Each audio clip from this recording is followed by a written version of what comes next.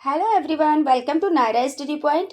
आज हम लोग राजस्थानी शैली की उपशैली यानी मेवाड़ शैली के बारे में डिटेल में पढ़ेंगे। मैंने फर्स्ट वीडियो में भी आपको बताया कि ये काफ़ी लंबा टॉपिक है, इसीलिए इसे कई पार्ट्स में पढ़ेंगे। ओके, तो आज हम लोग देखते हैं मेवाड़ शैली। इसके बारे में देखिए, पढ़ते हैं। सबसे पहले है फर्स्ट पॉइंट, न्यू। तो इसमें देखिए, बापा रावल 728 और अन्य नाम मेद पाठ। ठीक है ना, देखते हैं इसको डिटेल में। देखिए, राजस्थानी की उपशैली तो 4 हैं। देखिए, राजस्थानी की उपशैली कितनी है, तो ये 4 शैलियां हैं। कौन कौन सी हैं, तो देखिए, उदयपुर हो गया, नाथ द्वार हो गया और देवगढ़ हो गया। ठीक है ना। और देखिए, इसके अलावा और कौन कौन सी हैं, तो इसके अलावा देखिए चित्तौड़गढ़ और चावड़। ठीक है, लेकिन कुछ शैलियां ऐसी हैं जिनको हमें डिटेल में पढ़ना है और कुछ शैलियां ऐसी हैं जिनको हमें डिटेल में नहीं पढ़ना है। सिर्फ इनके बारे में इतना पढ़ना है कि ये राजस्थानी शैली हैं या नहीं है, या इनकी उपशैली क्या है। ठीक है ना। जैसे देखिए, उदयपुर हो गया, नाथ द्वार हो गया, देवगढ़ हो गया, इनको हम लोग क्या करते हैं, इनको हम लोग डिटेल में पढ़ेंगे। ठीक है, चलिए नेक्स्ट देखते हैं। देखिए, इसकी जो नींव है वो देखिए बापा, यानी कहीं कहीं पे देखिए बप्पा भी लिखा होता है, बप्पा भी लिखा होता है। तो आप या बापा हो या बप्पा हो, आप इस पे ही टिक करेंगे। ठीक है ना। तो बप्पा ने 728 में, और इसका अन्य नाम देखिए क्या है, मेद पाठ है। ठीक है ना। मेद पाठ मेवाड़ शैली का ही नाम है। किसका है, तो मेवाड़ शैली का ही नाम है। और देखिए, अधिकांशता की वजह से, यानी देखिए मेव जाति की अधिकांशता की वजह से इस जगह को, इस क्षेत्र को मेद पाट बोलते हैं। ठीक है ना। चलिए नेक्स्ट देखते हैं, चित्रकला का विकास। देखिए, चित्रकला का जो विकास है वो देखिए महाराणा कुंभा, किसके, तो महाराणा कुंभा के समय आरंभ हुआ, इसलिए कुंभा को राजस्थानी चित्रकला का जनक कहा जाता है। अब देखिए, क्वेश्चन आ जाता है कि राजस्थानी चित्रकला का जनक किसे कहा जाता है, तो महाराणा कुंभा को कहा जाता है। ठीक है ना। और देखते हैं मेवाड़ इतिहास का स्वर्ण काल।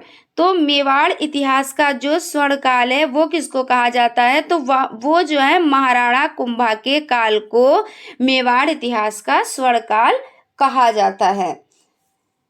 और देखिए, इसको उदसर देखिए क्यों कहा जाता है, ये शैली का मुख्य केंद्र होने के कारण, यानी वजह से इसे उदसर भी कहा जाता है। क्या कहा जाता है, तो इसे उदसर भी कहा जाता है। ये चीज आप लोग ध्यान रखिएगा।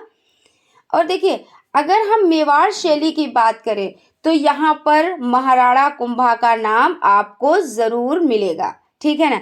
और देखिए, महाराणा कुंभा क्या थे, तो ये राजस्थानी चित्रकला के जनक के रूप में जाने जाते हैं। और महाराणा कुंभा को स्थापत्य, संगीत, साहित्य, इन सभी क्षेत्रों में इनको बहुत ही रुचि थी। अगर क्वेश्चन आ जाता है कि इनको किन किन क्षेत्रों में रुचि थी, तो देखिए स्थापत्य, संगीत और साहित्य में।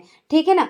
देखिए, महाराणा कुंभा को शासक को जिस चीज में रुचि होती है, कहने का मतलब यह है कि जो शासक होते हैं उन्हें जिस चीज में रुचि होती है, तो उस उनके क्षेत्र, मतलब यानी कि उनके शासन काल में उस क्षेत्र में बढ़ोतरी तो होती ही है, उसमें बढ़ाया तो जाता ही है, उस पर अच्छे से वर्क तो किया ही जाता है। ठीक है ना। चलिए नेक्स्ट देख लेते हैं। महाराणा कुंभा ने चित्तौड़गढ़ विजय स्तंभ बनवाया। क्या बनवाया महाराणा कुंभा ने, तो चित्तौड़गढ़ विजय स्तंभ महाराणा कुंभा ने बनवाया। ठीक है ना। और देखिए, महाराणा कुंभा के काल में मंडन नाम के शिल्पी थे। कौन थे, तो मंडन नाम के क्या थे, तो शिल्पी थे। और देखिए जो शिल्पी थे इनके काल में बहुत सारे ग्रंथ भी लिखे गए, यानी कि कहने का मतलब यह है कि इनके काल में बहुत से मंडन भी थे और इनके काल में बहुत सारे ग्रंथ भी लिखे गए। ठीक है ना। अमर सिंह एक ऐसा शासक था जिसने सर्वप्रथम यानी मुगल अधीनता स्वीकार की। तो अगर क्वेश्चन आ जाता है कि ऐसा कौन सा शासक था जो सर्वप्रथम जिसने मुगल अधीनता स्वीकार की थी, तो कौन सा था, तो अमर सिंह था। ठीक है ना। और देखिए महाराणा संग्राम सिंह के समय में मेवाड़ी चित्रों पर मुगल प्रभाव दिखाई पड़ने लगा था। यानी देखिए मुगल प्रभाव कब दिखाई दिया, तो महाराणा संग्राम सिंह के समय में। ठीक है ना। देखिए तो आपका ये राइट आंसर हो जाएगा कि महाराणा संग्राम सिंह के समय में मुगल प्रभाव दिखाई पड़ने लगा था। ठीक है। अब देखिए महाराणा कुंभा के पश्चात राणा सांगा गद्दी पर बैठे। राणा सांगा के पुत्र भोजराज का विवाह किसके साथ हुआ, तो मीराबाई के साथ हुआ। ये वैष्णव भक्त थी। क्या थी, तो ये वैष्णव भक्त थी।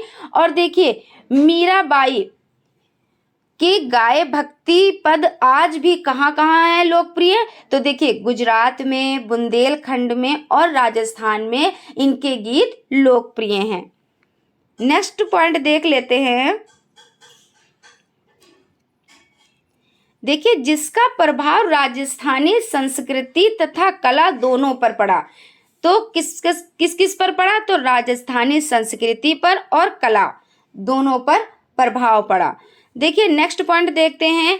मेवाड़ शैली का मुख्य केंद्र उदयपुर। देखिए मेवाड़ शैली का मुख्य केंद्र क्या है, तो देखिए उदयपुर है। और देखिए विशुद्ध भारतीय शैली है। कौन सी, तो ये विशुद्ध भारतीय शैली है। और देखिए चरमोत्कर्ष काल यानी कि ये अपने शिखर पर कब पहुंचा, यानी चरमोत्कर्ष यानी तरक्की पर कब पहुंचा, तो 17वीं से 18वीं शताब्दी। ठीक है ना। कब, तो 17वीं से 18वीं शताब्दी। और देखिए इसका पतन होना कब शुरू हुआ। देखिए जब कोई चीज तरक्की पर होती है, पहले तो उसकी तरक्की होती है, जैसे फूल होता है तो वो पहले खिलता भी है और खिलता ही है मतलब, और उसके बाद वो मुरझाता भी है। ठीक है। तो इसका पहले क्या हुआ कि ये चरमोत्कर्ष पर पहुंची और उसके बाद इसका पतन होना भी शुरू हुआ। क्योंकि पतन देखिए होने का रीजन तो होता है और जरूरी होता है, लेकिन कहते हैं जिसकी तरक्की होती है उसका पतन भी जरूर होता है, और जिसका पतन होता है तो उसकी तरक्की भी होती है। तो अंतिम 18वीं और शुरुआती 19वीं शताब्दी में इसका पतन होना शुरू हुआ। ठीक है ना। अब देखते हैं महाराणा कुंभा के काल में भीखम द्वारा चित्रित, किसके द्वारा, तो भीखम द्वारा चित्रित रसिक काष्ठ के 6 चित्र, कितने, तो 6 चित्र उपलब्ध है, जिन्हें हम मेवाड़ के प्रारंभिक नमूने के तौर पर मान सकते हैं। किसके नमूने पे मान सकते हैं, तो मेवाड़ के प्रारंभिक नमूने। ठीक है। अब देखते हैं नेक्स्ट पॉइंट जो हमारा है। देखिए मेवाड़ शैली का प्राचीनतम चित्रित ग्रंथ, तो कौन सा है, मेवाड़ शैली का प्राचीनतम चित्रित ग्रंथ है, तो श्रावक प्रतिक्रमण सुत चूर्णी। कौन सा है, तो श्रावक प्रतिक्रमण सुत चूर्णी। और देखिए ये कब हुआ, तो 1260 में। और किसके काल में हुआ, यानी देखिए किसके काल में हुआ, किसके काल में हुआ, तो गुहिल तेज सिंह के। ठीक है ना।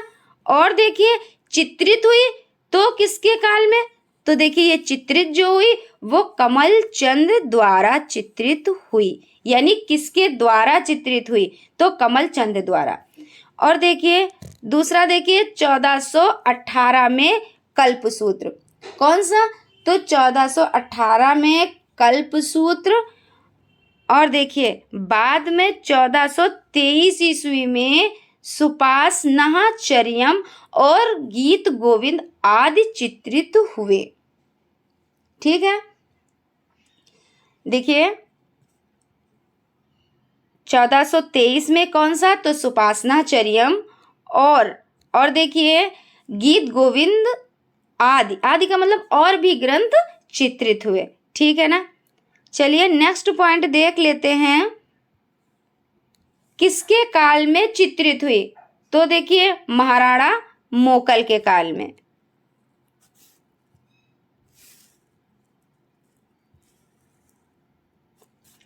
महाराणा मोकल के काल में।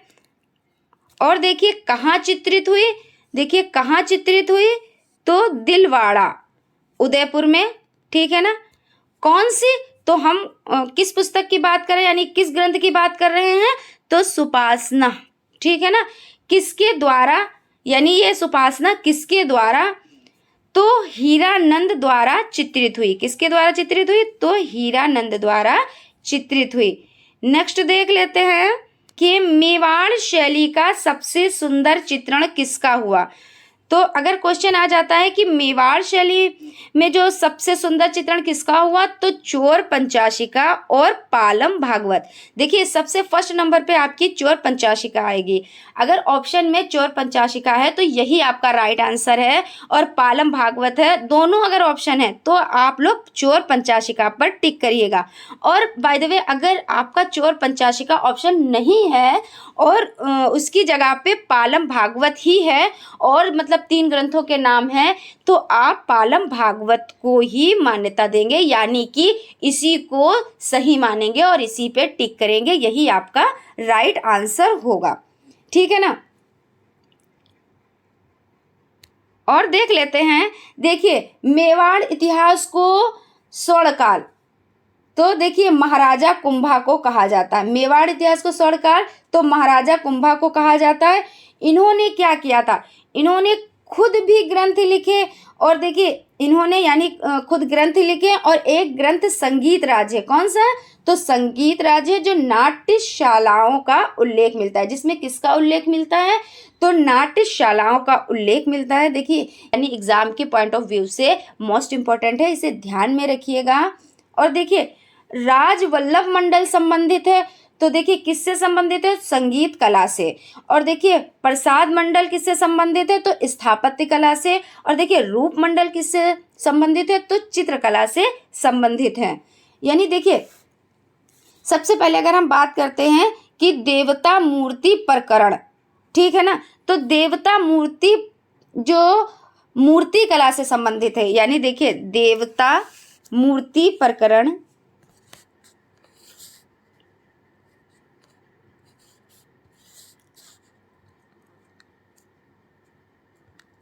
देवता मूर्ति प्रकरण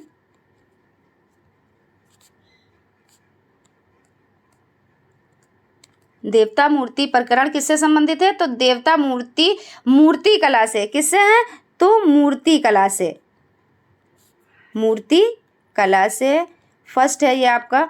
और देखिए जो सेकंड है राजवल्लभ मंडल संबंधित है, तो किससे संबंधित है, तो राजवल्लभ मंडल जो है वो संगीत, किससे, तो वो संगीत से, संगीत कला से यानी। ठीक है ना। और देखिए प्रसाद मंडल किससे संबंधित है, तो प्रसाद मंडल जो है आपका वो देखिए प्रसाद मंडल किससे संबंधित है, तो प्रसाद मंडल स्थापत्य से संबंधित है। किससे संबंधित है, तो स्थापत्य से। और देखिए रूप मंडल, तो देखिए रूप मंडल जो है आपका यानी 4th नंबर का जो है वो आपका रूप मंडल, तो वो किससे संबंधित है, तो ये आपका रूप मंडल जो है वो चित्रकला से संबंधित है। किससे संबंधित है, तो चित्रकला से संबंधित है। ठीक है ना, चित्रकला से संबंधित है। तो फ्रेंड्स आज यहीं तक। हमारे चैनल को लाइक कीजिए, सब्सक्राइब कीजिए और बेल आइकन को ज़रूर दबा दीजिए, जिससे आने वाली वीडियोस आप तक पहुंच सकें। Thank you.